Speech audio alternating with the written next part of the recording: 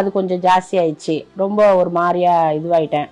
அப்போ எனக்கு ஒரு ஆசை இருக்கும், நம்ம ஒரு பங்களா வீட்டில் வளர்ந்த பொண்ணு எப்படி எதிர்பார்ப்பாங்க, நம்மளும் அந்த மாதிரி தான் வீட்டுக்காருக்கு சமைச்சு வைக்கணும், எல்லாம் செய்யணும், நம்ம தான் கேரிங்காக பார்க்கணும். அந்த இதெல்லாம் ரொம்ப ஜாஸ்தியாக இருந்தது. எத்தனை வயசுக்கா இது இவர் வந்து அப்போ வந்து சந்திக்கும் போது பார்த்தீங்கன்னா ஒரு 15 வயசு இருக்கும். 15 வயசுலயே காதல் வந்துருச்சு அப்போ.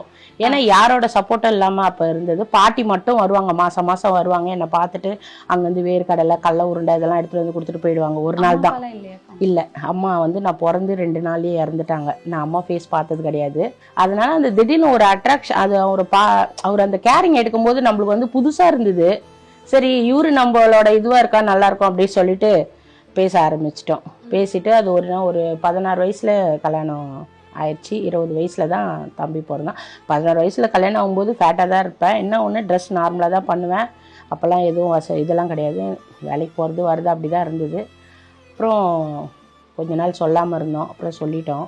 16 வயசுல கல்யாணம் ஆயிடுச்சு வீட்டுக்கு.